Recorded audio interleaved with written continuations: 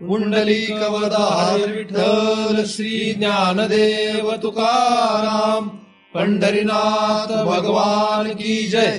माऊली ज्ञानेश्वर महाराज की जय। जगद्गुरु तुकाराम महाराज की जय। सद्गुरुनाथ भगवान की जय। हरि ओम तत्सत।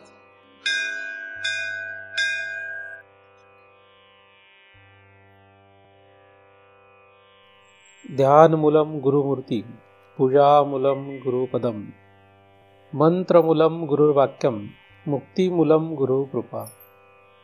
ब्रह्मेवाहम अहम ब्रह्म न चाहम ब्रह्मणा पृथक, नाहम देहो न मे देहा केवलहम सनातन।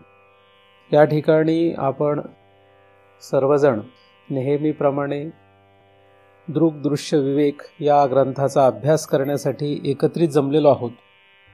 आत्तापर्यंत आपण 18 श्लोकांचा अभ्यास केलेला आहे। 19 क्रमांकाच्या या श्लोकाचा आपण आता या ठिकाणी विचार करत आहोत। अत्रप्यावृत्तिनाशेन विभाती ब्रह्म सर्गयो भेदस्तयोर विकारस्यात् सर्गे न ब्रह्मणी क्वचित। हा 19 क्रमांकाचा श्लोक आहे। यातील पहिल्या भागाचा आपण विचार केलेला आहे। दुसऱ्या भागाचा आपण विचार करत आहोत। एकूण या श्लोकाचा अर्थ ब्रह्म आणि सृष्टी यांच्यामध्ये असलेला जो भेद आहे, या भेदावर मायेचं जे आवरण अंश आहे, त्या आवरण अंशामुळे ब्रह्मामध्ये विकार झाल्यासारखा वाटतो। तो विकार खरं तर सृष्टीमध्ये आहे, तो ब्रह्मात नाही, असा हा श्लोक आहे। तर ज्या कारणाने हा गोंधळ उडाला ते कारण आपल्याला नाहीसं केलं पाहिजे, आणि ते कारण म्हणजे आवरण आहे। आवरण हा शब्द जो आहे हा झाकून टाकणे या अर्थाने आहे, पण काय झाकतो हा एक महत्त्वाचा विषय आहे।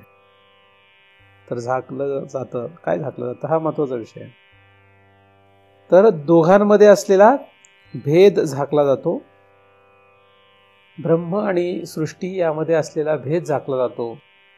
हा पहिल्या भागामध्ये आपण विचार केलेला आहे, मागील श्लोकामध्ये विचार केलेला आहे। आणि म्हणून त्या आवरण अंशाचा नाश करणे हेच कर्तव्य आपलं खरं तर परमार्थामध्ये आहे। परंतु साधारणपणे माणसांना हे कर्तव्य लक्षात येत नाही, नक्की काय करायचं हे कळत नाही। परमार्थामध्ये आल्यानंतर सुद्धा नक्की काय करायचंय हे कळत नाही। बरेच जन्म याच विषयामध्ये निघून जातात की नक्की काय करायचं होतं। साधन मनुष्य करत राहतो, पण नक्की करायचं काय होतं हे मात्र बऱ्याच वेळा कळत नाही। एखाद्याने निष्काम भावनेने जर त्याला उपलब्ध झालेलं जे साधन आहे हे केलं तर कदाचित तो त्याच्यातून बाहेर पडू शकतो, पण त्याची मर्यादा म्हणजे त्याला किती वेळ लागेल, त्या साधनातून तो बाहेर यायला किती वेळ लागेल हे काही सांगता येत नाही। अधिक त्या साधनाचा जो प्रभाव असतो तो त्याच्यावर पुढे किती काळ राहील हे सांगता येत नाही।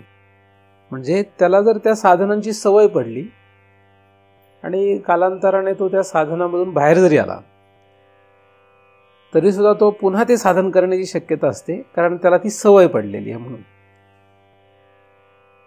तर एखादी सवय जरी मोडली तरी सुद्धा ती पुन्हा निर्माण होऊ शकते, पुन्हा ती सवय त्याला जडू शकते। म्हणून जे काही साधन आहे हे साधन आपण का करतो या साधनाचा बारकाईने विचार करायला पाहिजे, की त्या साधनांमधून आपल्याला काय साध्य होईल ही माहिती करून घेणं गरजेचं आहे। शास्त्रामध्ये ही माहिती उपलब्ध आहे, परंतु माणसं जी आहेत ही डोळे झाकून साधन करत आहेत। वडिलांनी सांगितलं म्हणून साधन करतो, आईने सांगितलं म्हणून साधन करतो, शेजारच्यांचं पाहून साधन करतो, सगळेच करतायत म्हणून करतो, मनाला बरं वाटतंय म्हणून करतो। अशा विविध कारणाने प्रत्येक मनुष्य काही ना काही साधन करतो, पण ते साधन नक्की कुठल्या फलाची प्राप्ती करून देत आहे याचा मात्र साधारणपणे विचार केला जात नाही. कधीतरी एखाद्याने प्रश्न विचारला की तुला या साधनाची गरज का वाटते किंवा तू हे साधन का करतोस, याने काय होणार आहे, तर मात्र त्याला प्रश्न पडतो. म्हणजे कोणीतरी प्रश्न निर्माण करावा, मग याला प्रश्न पडतो की आपण हे साधन का करायचं. आणि मग तो 4 लोकांना विचारतो आणि मग त्या 4 लोकांना जे जे माहीत असेल ते त्याला सांगतात की या साधनाचा हा उपयोग आहे, या साधनाचा हा उपयोग आहे. अशा रीतीने त्याला त्या साधनांच्या फलाविषयी, साधना केल्यानंतर त्या साधनांमधून निर्माण होणाऱ्या सिद्धतेविषयी माहिती होते. पण ती ज्याला विचारलं असेल, ज्याला जसं माहीत असेल त्याप्रमाणेच होते.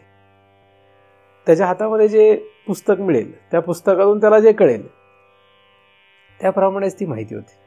तर असा गोंधळ आहे. तर कुठलं साधन करावं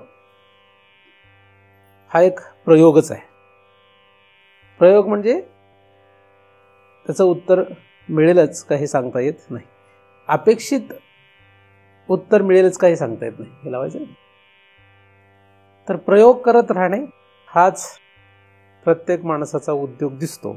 मरेपर्यंत आपण काही ना काही प्रयोग करतोय. त्यामुळे परमार्थ हा सुद्धा एक गोंधळाचाच विषय झाला आहे. वेदांत शास्त्र, वेदांत या शब्दामध्ये वेद हा शब्द आहेच, म्हणजे हे वेदामधलं एक प्रकरण आहे किंवा वेदातला हा एक भाग आहे हे आपल्याला लक्षात येतच. अंत हा शब्द असल्यामुळे तो अंतिम भाग आहे हे पण आपल्या लक्षात येतं. म्हणजे वेदामध्ये शेवटी सांगितलेला जो विषय आहे त्यालाच आपण वेदांत असं म्हणतो. तर हा जो ग्रंथ आहे ज्याचा आपण आता सध्या अभ्यास करत आहोत, दृश्य विवेक, हा वेदांत ग्रंथच आहे. वेदांत जो विषय आहे म्हणजे वेदाच्या अंतिम भागामध्ये जे काही सांगण्यात आलेलं आहे तोच विषय इथे या ग्रंथामध्ये मांडण्यात आलेला आहे. म्हणून हा वेदांतच आहे असं आपल्याला म्हणायला काही हरकत नाही. अधिक हा ग्रंथ अवतार महापुरुषांनी लिहिलेला असल्यामुळे, सांगितलेला असल्यामुळे हा ग्रंथ आपल्यासाठी शिरोधारी आहे. या ग्रंथामध्ये जी काही साधना सांगितली असेल, जे काही करायला सांगितलं असेल हे आपल्यासाठी अत्यंत गरजेचं आहे. आणि तेच आपण साधन केलं तर आपल्याला नक्कीच वेदाच्या अंतिम भागामध्ये असलेला जो विषय आहे तो प्राप्त होऊ शकतो, किंवा ईश्वराचं जे काही मनोगत आहे, ईश्वराला त्याच्यातून जे काही सांगायचं आहे ते आपल्याला कळू शकतं. तर या 19 क्रमांकाच्या श्लोकामध्ये आवृत्त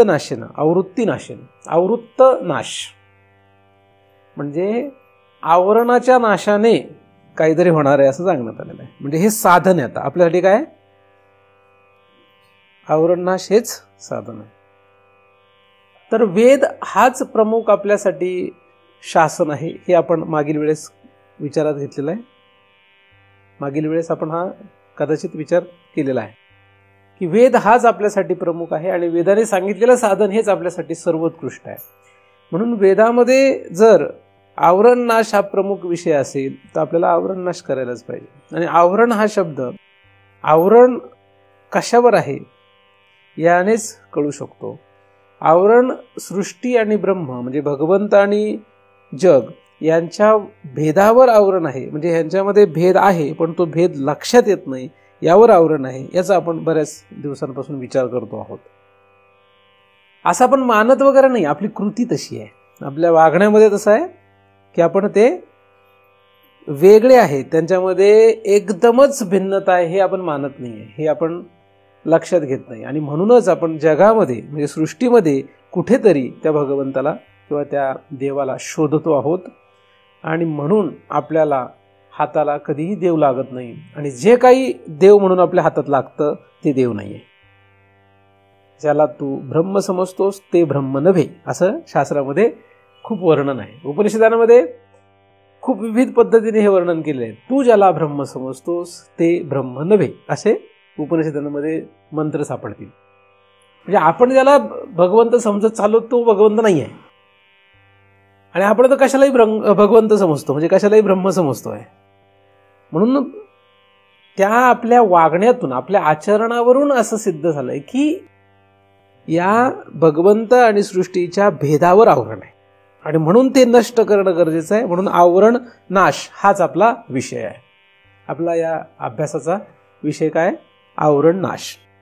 भेदस्तयोर विकार स्यात् सर्गे न ब्रह्मणी क्वचित. जर हा भेद नष्ट झाला म्हणजे जर आवरण बाजूला झालं तर काय होईल, त्याचा परिणाम इथे सांगितलेला आहे.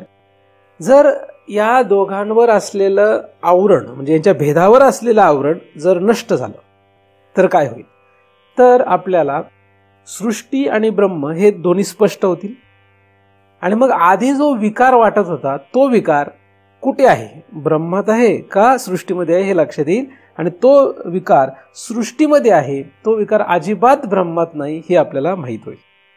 तर विकार स्यात् कुठे? सर्गे न ब्रह्मणी क्वचित. विकार कुठे आहे? विकार स्यात् सर्गे म्हणजे सृष्टीमध्ये तो विकार आहे, ब्रह्मामध्ये तो विकार अजिबात नाही असं आपल्याला स्पष्ट होईल. तर हा विकार शब्द जो आहे, हा विकार शब्द आपल्याला काय दाखवतो? विकार म्हणजे विकार आपण साधारणपणे विकार शब्दाचा अर्थ काय करतो? विकार म्हणजे जे योग्य नाही ते, चुकीचं. विकार म्हणजे जे चुकीचं आहे, ज्याच्यामुळे काहीतरी आपल्याला दुःख मिळणार आहे, विकार. तर विकार हा जो शब्द आहे हा आपण वेगवेगळ्या रीतीने विचार करू शकतो.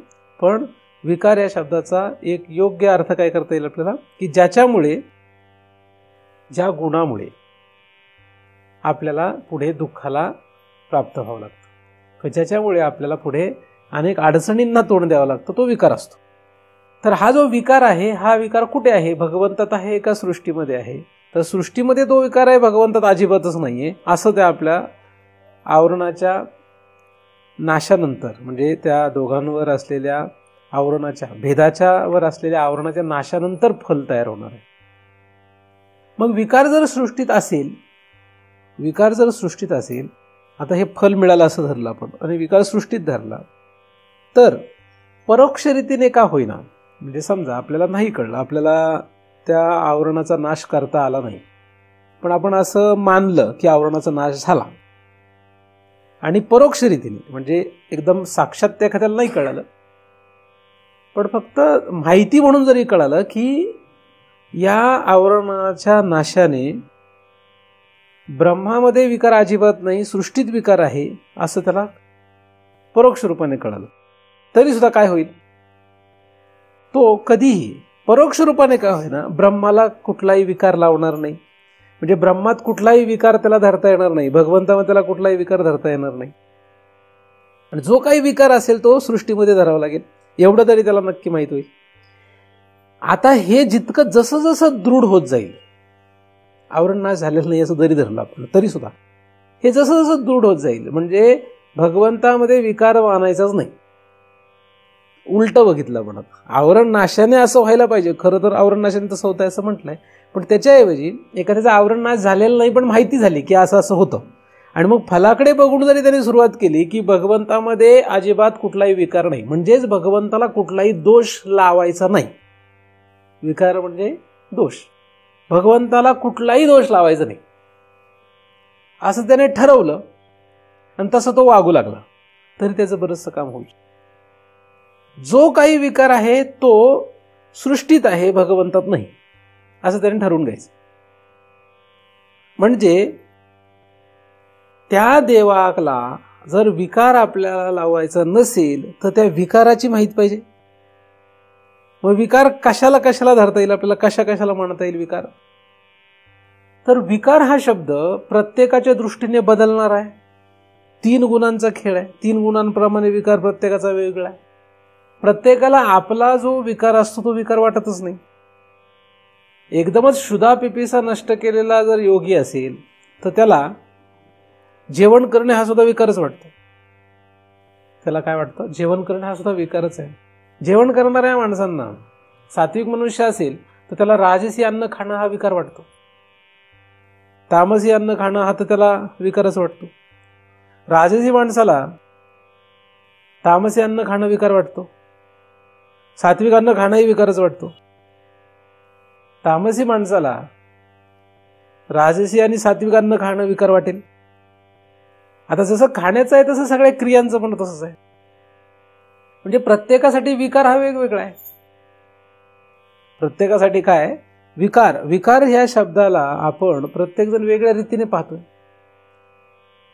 आपण विकार कशाला म्हणतो हेच पहिल्यांदा कळावं लागेल. कुठलाही जो विकार आपण समजतो तो विकार आपल्यासाठी आपला विचार, आपले सगळं काही करणं आहे, कृती आहे, ही विकार नसते.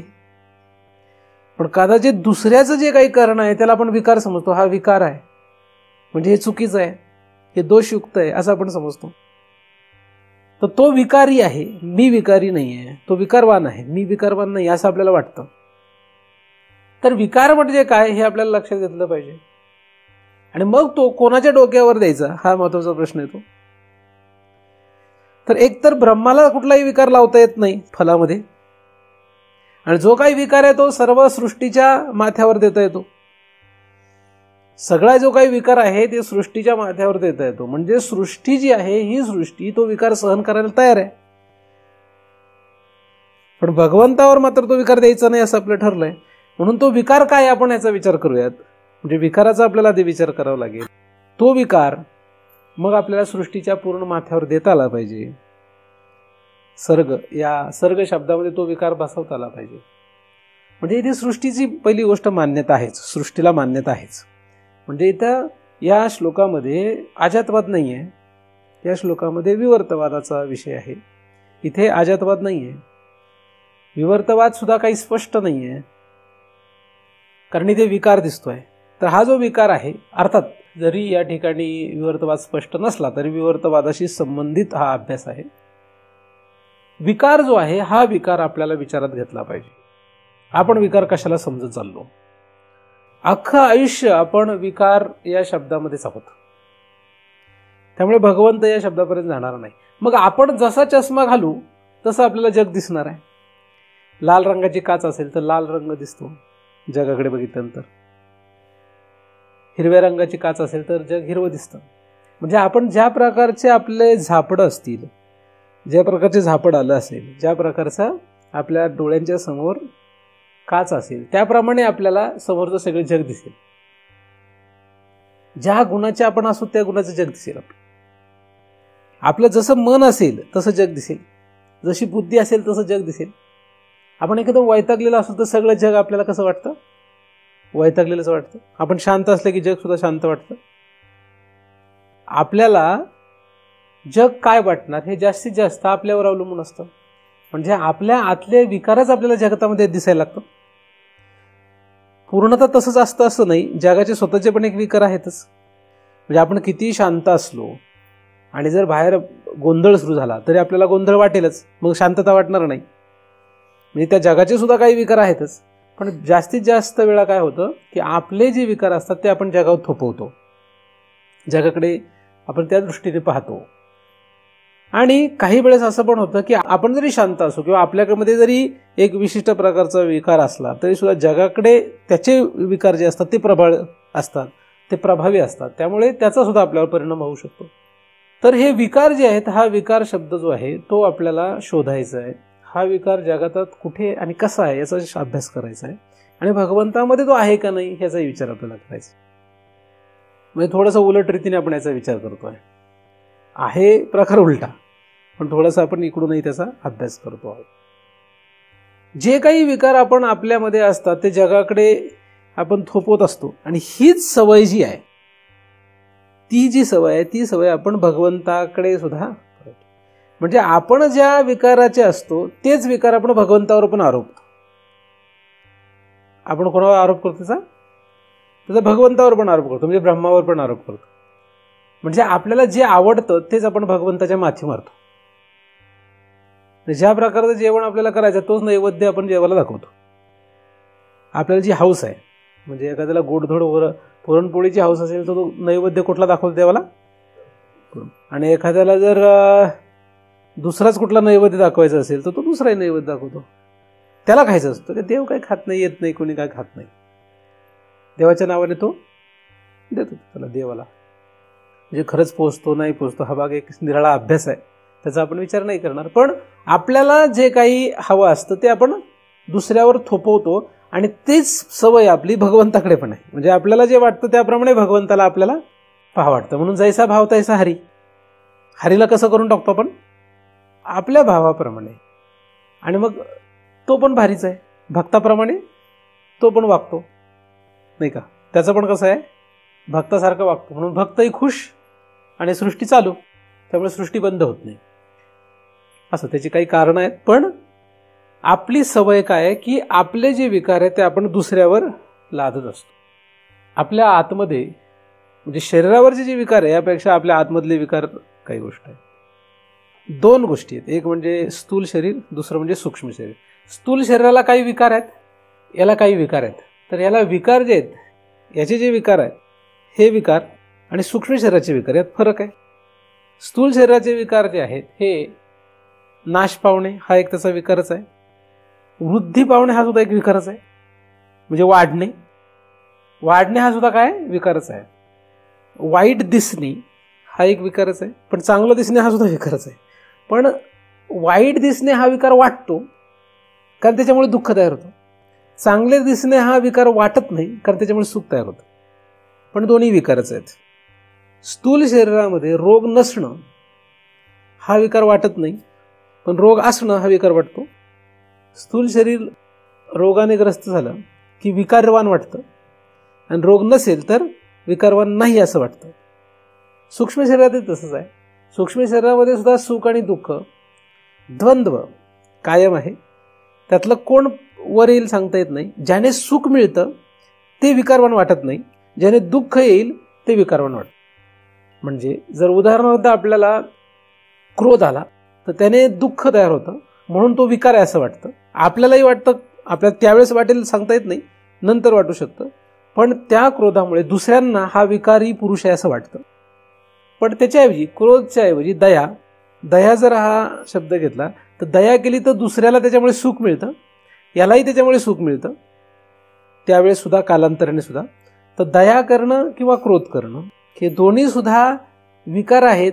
पण होतं काय की मनुष्य किंवा सर्वच जण क्रोध हा विकार मानतात पण दया हा विकार मानत नाही. म्हणजे सुख हा विकार मानला जात नाही, दुःख हा विकार मानला जातो. आणि जास्तीत जास्त जगातली लोक जी आहेत ती काय करतात, या दुःख नाशासाठी, दुःख येऊ न देणे आणि सुख मिळत राहणे यासाठी प्रयत्न करतात. म्हणजे या दुःखाला कारण जे काही असेल तेवढं ते बंद करण्याचा प्रयत्न करतात, त्याचा ते नाश करण्याचा प्रयत्न करतात. आणि सुखाला जे कारण असेल त्याला ते वाढवण्याचा प्रयत्न करतात. मग सुखाला कारण काय काय असेल ते सगळंच, मग काही असो. धर्म हा प्रामुख्याने सुखाला कारण आहे, अधर्म हा प्रामुख्याने दुःखाला कारण आहे. धर्म अधर्म म्हटलं की या धर्म अधर्मामुळेच खरं तर हे शरीर तयार होत असतं. जसा धर्म असेल, जसा अधर्म असेल तसं शरीर तयार होतं. शरीर संघात जो आहे हा शरीराचा पूर्ण संघात म्हणजे पूर्ण शरीर जे आहे हे शरीर मुळातच या धर्म अधर्मावर चालतं. जसा धर्म असेल, जसा अधर्म असेल त्याप्रमाणे तसं तसं शरीर प्राप्त होत असतं. या धर्म अधर्मालाच आपण विकार म्हणू शकत नाहीये. आपण फक्त अधर्माला विकार म्हणतो, आपण धर्माला विकार नाही म्हणत. धर्म अधर्म जसं आहे तसंच ते पाप पुण्य आहेत, आणि तेच ते चांगलं वाईट आणि तेच सुख दुःख आहे. म्हणजे आपली सदैव दृष्टी जी आहे, जागा झाल्यापासून झोपेपर्यंत आपली जी दृष्टी आहे ती कशावर आहे, ह्या दोन गोष्टींवर आहे. द्वंद्व म्हणतात त्याला, द्वंद्व धर्म. स्थूल शरीर मुळात या आतमध्ये असलेल्या धर्म अधर्मामुळे आलंय. कोणाला कसं शरीर मिळालं, माणसाचं मिळालं का जनावराचं मिळालं का देवादिकांचं मिळालं. माणसाचं मिळालं तर स्त्रीचं मिळालं का पुरुषाचं मिळालं, सुंदर मिळालं का कुरूप मिळालं, निरोगी मिळालं का रोगीट मिळालं. हे सगळं जे आहे हे सगळं त्या धर्म अधर्मावर अवलंबून आहे. जितका धर्मवान असेल तो तितकं त्याला चांगलं चांगलं शरीर मिळतं. जितका धर्मवान असेल तितकं चांगलं चांगलं शरीर, जितका अधर्मवान असेल तितकं नीच नीच शरीर मिळतं. काही लोक असं समजतात की अधर्म हा विकार आहे आणि धर्म हा विकार नाही आहे, आणि म्हणून धर्म करून, धर्माचं पालन करून, शुभचं पालन करून, पुण्याचं पालन करून ते उच्च उच्च देवादिकांचे शरीर प्राप्त करतात. त्याच्यामध्ये सत्व आधिक्य आहे. या उच्च शरीरांमध्ये सत्व आधिक्य आहे, सुख आधिक्य आहे. नीच शरीरामध्ये दुःख अधिक आहे, तम अधिक आहे. समजूत सगळ्या जगाची अशी आहे की अधर्म म्हणजे विकार, धर्म म्हणजे विकार नाही. सुख म्हणजे विकार नाही, दुःख म्हणजे विकार. पाप म्हणजे विकार, पुण्य म्हणजे विकार नाही, अशी समज आहे. आणि या समजुतीमध्ये सगळे लोक असल्यामुळे एकतर ते नरकाला जातील किंवा एकतर स्वर्गाला जातील. कारण ही समजूतच तशी आहे. फक्त समजुतीचा खेळ आहे, काही दुसरं नाही. परमार्थ म्हणजे काय? परमार्थ नाही, अख्खं जग हे फक्त समजुतीवर चाललंय. तुम्ही काय समजता? कारण मुलात शरीर निर्माण व्हायला कारणच धर्म अधर्म म्हणजे समजूत आहे. धर्म अधर्म हे स्थूल रूपाने दिसत नाहीत. पाप पुण्य, धर्म अधर्म, शुभ अशुभ हे स्थूल रूपाने दाखवता येत नाही. असं हातात दाखवता येणार नाही, हे पाप हे पुण्य असं दाखवता येत नाही. तो सूक्ष्म विषय आहे.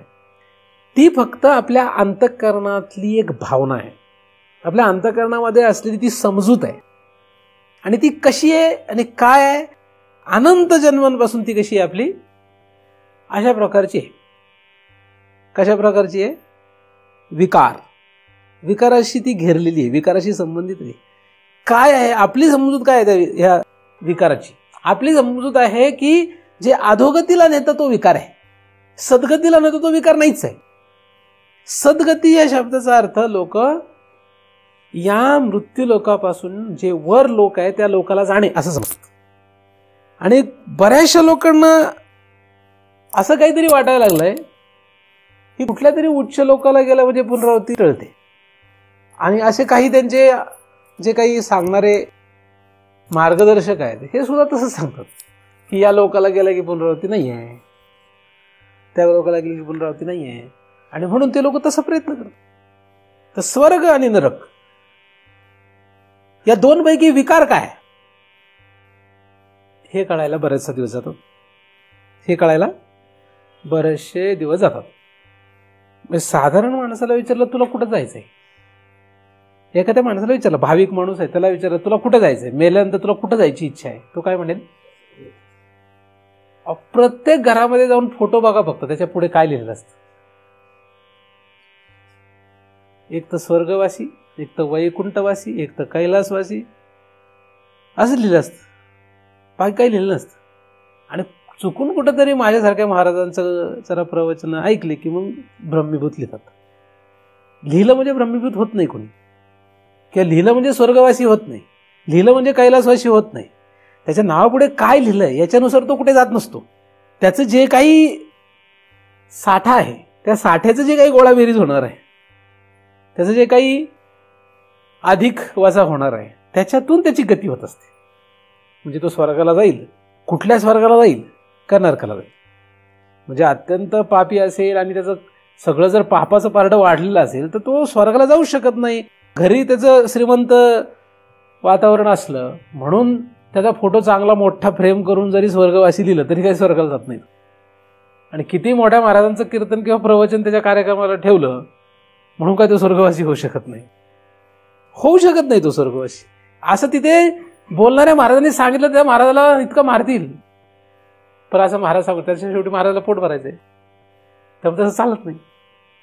पण तिथे त्याच्यावर अवलंबूनच नाहीये, त्याच्या कर्मावर ते अवलंबून आहे, त्याने केलेल्या त्याच्या विकारांवर अवलंबून आहे. त्याचा विकार काय? विकार हा शब्द फक्त वाईट असा नसून चांगलं हा सुद्धा विकार आहे.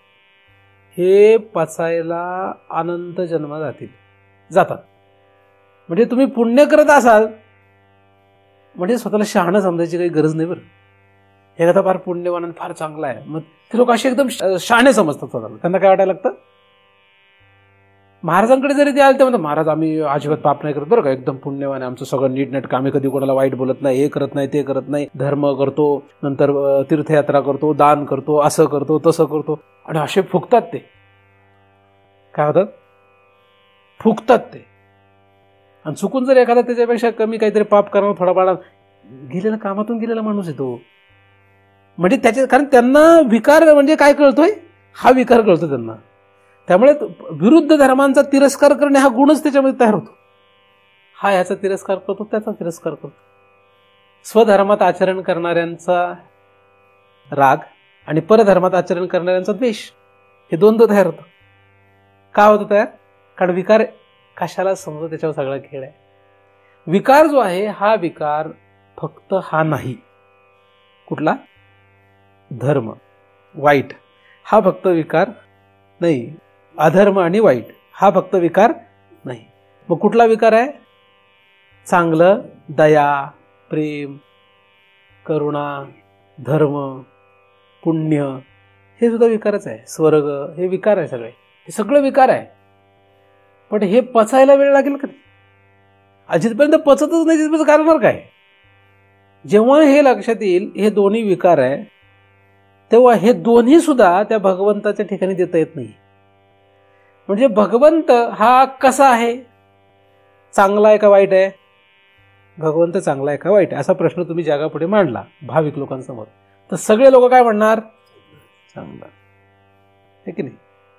काय म्हणणार? चांगला आहे. मी जर म्हटलं भगवंत वाईट आहे तर काय होणार? लोक ऐकणार. भगवंत चांगला आहे का वाईट आहे? काय आहे म्हणजे भगवंत नक्की? बरं भगवंत पापी आहे का पुण्यवान आहे? भगवंत किंवा भगवंत धर्मवान आहे का अधर्मवान आहे? बरं भगवंत नरकात राहत असेल का स्वर्गात राहत असेल?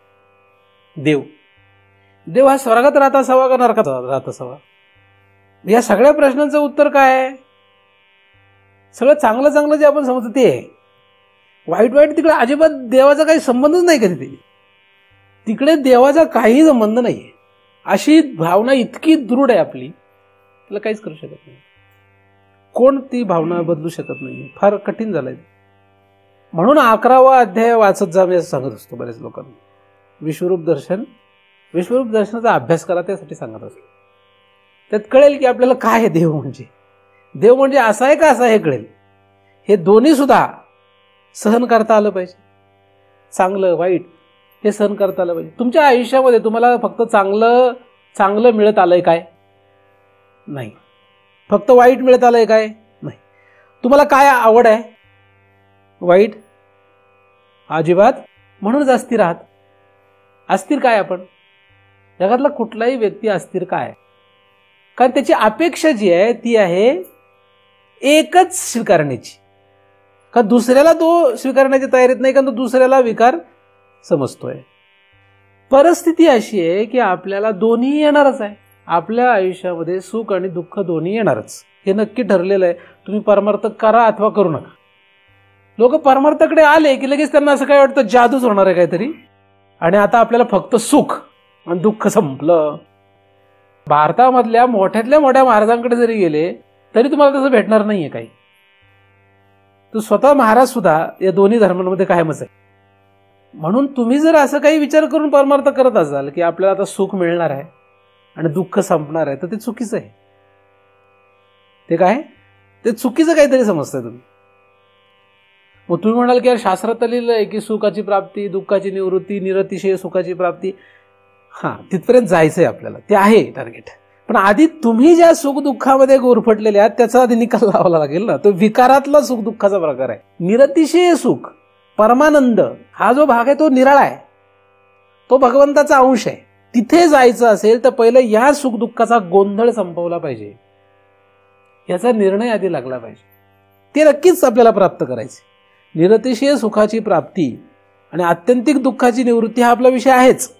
पण माझा पगार वाढेल, मुलाचं लग्न होईल, मुलाला मूल होईल, सून त्रास देणार नाही, सासू परेशान करणार नाही, हे असली दुःखाची निवृत्ती करण्यासाठी परमार्थ नाही आहे.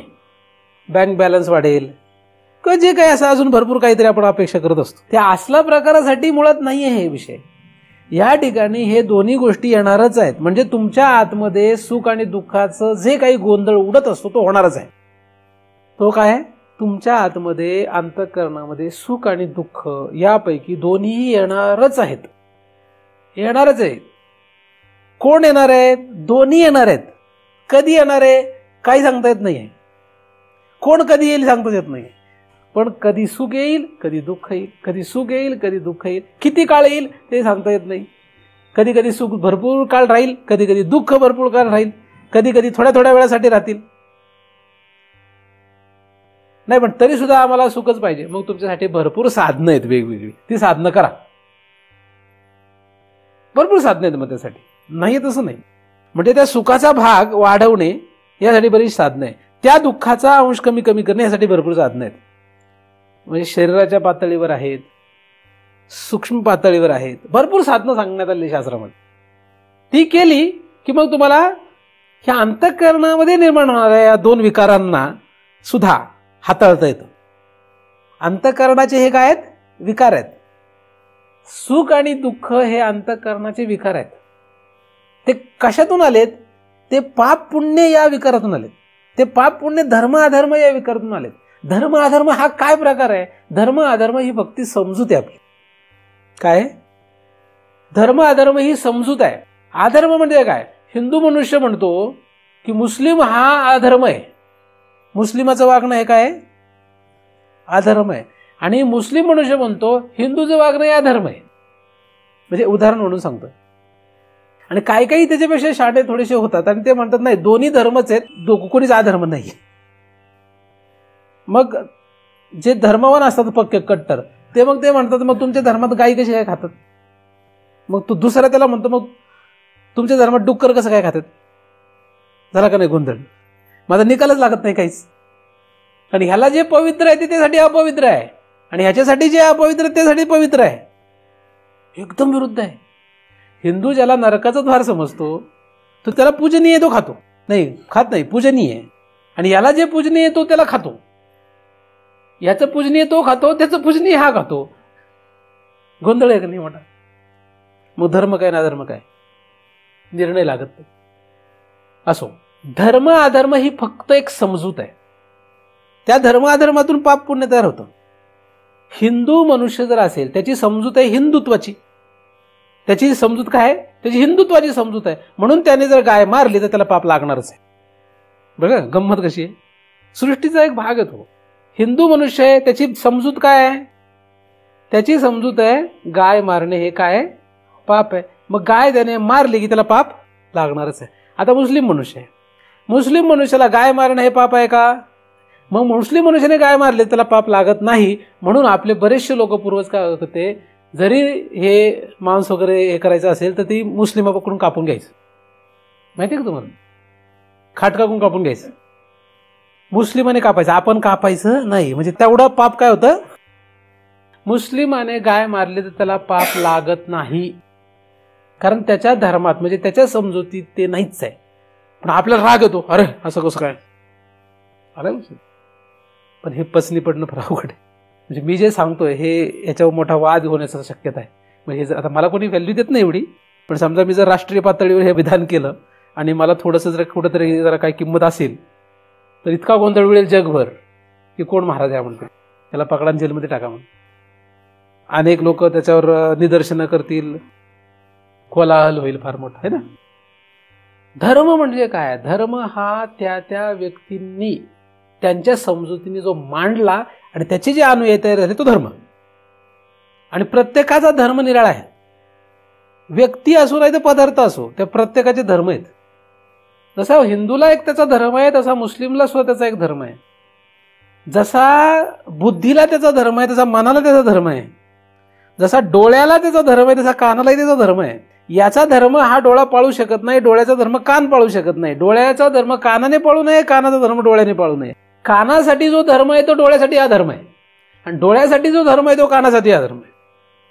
म्हणून रससोय बरवी कानही भरून चालत नसते असं ज्ञानदेवांनी सांगितलेलं आहे. चुकीच्या ठिकाणी चुकीचं चालत नाही. मग जर डोळा म्हटला की रससोय म्हणजे अधर्म तर चालेल काय? त्याच्यासाठी बरोबर आहे. आणि कान जर म्हटला की रूप म्हणजे अधर्म तर चालेल काय? त्याच्यासाठी अधर्म आहे. ते प्रत्येक पदार्थाचा धर्म अधर्म ठरलेला आहे. पण हे धर्म अधर्म दोनचं जे टवाळ आहे हे तयार का झालंय? हा गोंधळ उडालाय सगळं ना. हा सगळा गोंधळ उडून दिलेला आहे. आणि या गोंधळामध्ये जीव अडकून गेलेला आहे की हे काय हे काय, या विचारामध्येच अख्खा आयुष्य संपतंय आपलं. निर्णय नाही लागत आहे. विकार काय? धर्म हा विकार आहे का अधर्म हा विकार आहे? धर्म अधर्माच्या कल्पना इतक्या भयानक आहेत, ह्याच्याहून एवढे वाद झाले जगतभर, एवढे खून झाले, एवढे लढाया झाल्या, युद्ध झाले जगामध्ये एवढे या धर्मावरून. धर्म या शब्दामुळे, धर्म अधर्मामुळे काय झालं, जगामध्ये इतके युद्ध झालेत आजपर्यंत, इथून पुढे होणारच आहे, फक्त याच्यामुळे झालेत. वाद कधी होतो माहितीये? वाद आपल्या गुणाशी दुसऱ्याचा गुण नाही जुळला की वाद. वाद म्हणजे काय? भांडण कधी होतं? आपलं आणि त्याचे गुण जुळले नाही की भांडण. आपण सत्वगुणाचे तो रजगुणाचा वाद होणारच आहे, आपण रजगुणाचे तो तमगुणाचा वाद होणारच आहे, आपण तमगुणाचे तो सत्वगुणाचा पटणारच नाहीये, कधीच पटू शकत नाही. गृहस्थ संन्यासी पटू शकत नाही, कारण दोघांमध्ये काय भिन्नता आहे. साधूचं सगळ्या जगाशी पटतं असं म्हणतात का? कारण त्याला हेच ओळखलेलं असतं. म्हणून साधूसाठी नालायकातला नालायक मनुष्य आणि उत्कृष्ट पवित्र मनुष्य दोघंही सारखेच असतात, दोघंही चालतात त्याला. का चालतात? काय केलंय काही नक्की त्यांनी, म्हणजे असं म्हणजे देवाला सगळे चालतात असं आपण म्हणतोय ना. देवाला हा प्रिय आणि हा प्रिय असं काही नसतं असं म्हणतात. म्हणजे एकदम पतिव्रता स्त्री आणि गणिका दोघी जरी देवाकडे गेल्या तर देव कोणाचा स्वीकार करेल? पतिव्रता स्त्रीचा. म्हणजे गणिकेला तो म्हणेल नाही तुला नरकात पाठवतो असं म्हणेल का? अजिबात नाही तसं म्हणणार. गणिका आणि पतिव्रता स्त्री दोन्हीही देवाला तेवढ्याच प्रिय आहेत, दोघींनाही तो त्याच रीतीने स्वीकारतो.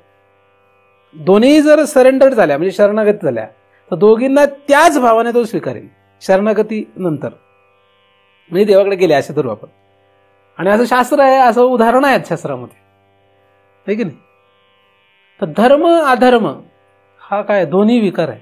पाप पुण्य, चांगलं वाईट, हे सगळं विकार आहे. अंतःकरणामध्ये जे काही निर्माण होते सगळंच विकार आहे. मग अंतःकरणामध्ये आपण काय म्हणतो? आपण म्हणतो की अंतःकरणामध्ये चांगलं चांगलं चांगलं आहे ते विकार नाही, आणि त्या चांगल्या चांगल्याला कवटाळून बसायचा प्रयत्न करतो आपण, आणि अख्खं आयुष्य त्याच्यात जातं आपलं. आपल्या अंतःकरणामध्ये चांगलं चांगलं निघतंय त्याला धरून बसतो आपण, त्यातून सुख मिळतं ना म्हणून त्याला धरून बसतो. आणि जे वाईट असतं त्याला आपण संपवण्याचा प्रयत्न करतो. मग एखाद्या म्हणजे त्याच्यात वाईट काय, चांगलं आहे ना, उलट चांगलं आहे, पण हे फक्त पहिली पायरी आहे. वेदांत इथे नाही आहे, वेदांत त्याच्या फार पुढे आहे. ह्या ठिकाणी रमलेल्या लोकांसाठी वेदांत नाही आहे. मग एखादा म्हणाला सुरुवातीला आम्हाला हे शांतता निर्माण करण्यासाठी, थोडं स्थिर होण्यासाठी हे करायचं गरजेचं आहे, हो मग करा, तेच तर साधनं सांगितलेली तेवढी करायला लागेल तुम्हाला. मग तुम्हाला का ते मध्यम आणि कनिष्ठ अधिकारी मान्यता त्यांना आहेत, मग त्यांनाही साधनं आहेत, पण त्यांना मध्यम अधिकारी आणि कनिष्ठ अधिकारी या वर्गात मानलं जातं. त्याला काही करू शकत नाही मग आपण. मग त्यांनी आपलं हे करावं, भजन पूजन किंवा जे काही साधनं जशी गरजेची असते त्याला अधिकारानुरूप ती करावी लागतात. पण हा विषय नाही, कारण हा विषय त्याच्या पुढे आहे विकार. आता विकार हा जो आहे, हा विकार दोन्हीकडे आपल्याला विकार म्हणून पाहता आलं पाहिजे. अंतःकरणामध्ये आपण दोन शरीरांचा विचार करतो सध्या. अंतःकरण म्हणजे सूक्ष्म शरीर आहे, या अंतःकरणामध्ये निघणारं सगळंच विकार आहे. कुठलं वाढवायचं आणि कुठलं कमी करायचा हा प्रश्नच नाहीये. कुठलं वाढवायचं कुठलं कमी करायचं हा प्रश्न नाहीये. मग काय वाढेल आणि काय कमी होईल ह्याचाही प्रश्न नाहीये. जे असेल ते येणारच आहे. म्हणजे आपल्या आतमध्ये अंतःकरणामध्ये जे पूर्व असतं ते येतच आणि ते त्याप्रमाणेच होत असतं. आपण फक्त गंमत बघत राहायची त्याची. आपण काय करायचं, आपल्याला त्याचं साक्षी व्हायचंय असं काही लोक शिकवतात. आपल्याला काही साक्षी पण व्हायचं नाही, त्याचं काही व्हायचं नाही, साक्षी व्हायचं नाही काही नाही. बरेचसे लोक काय करतात, मग त्याला तुम्ही साक्षी व्हा, मग ते बघत राहा की आता हे वृत्ती येते जाते येते जाते. आपल्याला काही नाही करायचं. आपण फक्त हा विषय समजून घेतला, विषय संपला आपला. आपण समजून घेतलं की हे दोन्ही पण विकारच आहेत, आपला विषय संपलेला. मग आता काही येईल आणि काही जाईल, आपण त्याच्याकडे बघत बसायला आपल्याला वेळ नाही, आपल्याला दुसरा अभ्यास करायचा. म्हणून तुम्ही एकदम शांत बसून आता अंतःकरणात उठणाऱ्या वृत्तींचा मी सगळं पाहतोय, मी त्याला साक्षी आहे, असं काही कल्पना करत बसू नका, त्या नादी लागू नका. बरेचसे दिवस तुमचे त्याच्यातच जातील. आणि खूप लोक असे शिकवतात आज जगामध्ये, म्हणून सांगतो तुम्हाला मी हे. आपल्याला दुसरा त्याच्या पुढे अभ्यास आहे म्हणून हे करू नका असं सांगतो. तर मुळात लक्षच देऊ नका, प्रश्न नाही. चांगलं काय वाईट काय, पाप काय पुण्य काय, हा विचारच नाहीये. आणि बरेचसे लोक ह्याच्यात धांदलीत इतके अडकलेले आहेत. मग ते स्वतः त्याच्याकडे पाहायची सवय असल्यामुळे हे आरोप दुसऱ्यावर करत राहतो आपण. या विकारांचा आरोप आपण करत राहतो ना, तो फार मोठा आपल्याला त्रास आहे. कारण आपल्या आतमध्ये एकदा का आपण ठरवलं की हे हे हे पाप आहे, हे हे पुण्य आहे, म्हणजे हा पाप म्हणजे विकार आणि पुण्य म्हणजे चांगलं असं समजलं की ह्याचा आपण दुसऱ्यावर आरोप करत राहतो. मग जेवढे काही आपल्याला पापी वाटतात त्यांची आपण सगळ्यांची यादी करतो, किंवा त्या त्या त्या ह्याच्यामध्ये कोणी दिसला की आपण म्हणतो हा गेला कामातून. आपल्या बाजूने एका दिसला की आपल्याला वाटतं हा चांगला आपल्या जवळचा आहे. म्हणजे या गोंधळामध्ये आपण अशीच माणसं गोळात करत बसतो किंवा माणसांपासून दूर जात बसतो की जे पापी किंवा पुण्यवान, पापी किंवा पुण्यवान असा सगळा गोंधळ चालू राहतो. आणि आपण तशा प्रयत्नामध्ये आपल्याला नक्की जे पुढे काय करायचं होतं ते सगळं राहतं बाजूला जातं, बाकी काही दुसरं काही होत नाही. तर या गोंधळाच्या नादीच लागू नका. काय करू नका. फक्त एवढी समजूत लक्षात घ्या की अंतःकरणामध्ये निर्माण होणारं सगळं काय विकारच आहे. हा काय सगळा विकार आहे. आता तो जर विकार ठरला तर म्हणजे सूक्ष्म शरीर हा विकार अख्खा ठरवला आपण. आधी काय होत होतं, त्या सूक्ष्म शरीराचा एक भाग विकार मानत होतो, एक भाग विकार मानत नव्हतो. आपण फक्त एकाच भागाला विकार मानत होतो, म्हणजे चांगला भाग एक आणि वाईट भाग एक असं आपण करतो. आता आपल्या दोन्ही सुद्धा तसंच आहे. मग सूक्ष्म शरीर असो आणि त्याच्यापासून निर्माण झालेलं स्थूल शरीर असो, मग दोन्ही सुद्धा आपल्यासाठी तसंच आहे. म्हणून स्त्री असली काय आणि पुरुष असले काय आपल्यासाठी दोघेही समान आहेत. आपल्याला कोणाचा द्वेष नाही आणि कोणाचा राग नाही. ब्राह्मण असू दे नाहीतर शूद्र असू दे, आपल्यासाठी दोघंही समानच आहेत. आपल्या दोघांचाही द्वेष नाही किंवा राग नाही. बरोबर आहे. कारण दोन्ही आपल्यासाठी काय विकारच आहेत. म्हणून एखादा ब्राह्मण असला तरी विकारच आहे आणि शूद्र असला तरी विकारच आहे. पण समाजात तसं नाही. ब्राह्मणाला विकार समजणार नाहीत, शूद्राला विकार समजतील. स्त्रीला विकार समजतील, पुरुषाला विकार समजत नाहीत. पण एकदा जर हे लक्षात घेतलं तर स्त्री आणि पुरुष असा भेद राहत नाही. किती मोठं काम होतं. ब्राह्मण आणि शूद्र असा विकार राहत नाही, असा भेद राहत नाही. किती मोठं काम होतंय. नुसतं एवढं विचारणेच, पण हे लोक काय पाळणार नाही. तर जगामधला हा गोंधळ जो संपून जाईल. मग तुम्ही म्हणाल आम्ही सगळ्यांशी आता सामंजस्याने वागतो. आपल्याला वेळ नाही, आपल्याला पुढचा अभ्यास करायचा आहे. पुढचा अभ्यास करणाऱ्यांमध्ये राहा. आपल्याला काय यांच्यात समंजसपणा ठेवून यांच्यामध्ये मिरवायचं नाहीये. आपण हे सगळं विचारात घेऊन पुढे चाललोय, पुढचा विचार करायचा आहे आपल्याला. तर हे दोन्ही आपण समपातळीला टाकून दिलंय, भेद नाही ठेवलेला त्याच्यामध्ये. भेद नाही ठेवला म्हणजे ते विकारी ठरवलंय, सगळंच विकारी ठरवलंय. आपल्यासाठी ब्राह्मण आणि शूद्र दोन्हीही विकारी आहेत. दोन्ही अविकारी आहे का. स्त्री आणि पुरुष दोन्हीही विकारीच आहे. स्त्री पुरुष असो का नपुंसक असो, हे सगळे विकार भारे चाललेले आहेत. असं 15व्या अध्यायात ज्ञानदेवांनी सांगितलंय. स्त्री पुरुष नपुंसके हे व्यक्तिभेदाचे निटके, आंदोलती अंगिके विकार भारे. कसे आले. विकार भारे म्हणजे विकारामुळे आले. ते विकार आहे म्हणजे स्त्री का पुरुष दोन्ही विकारच आहे.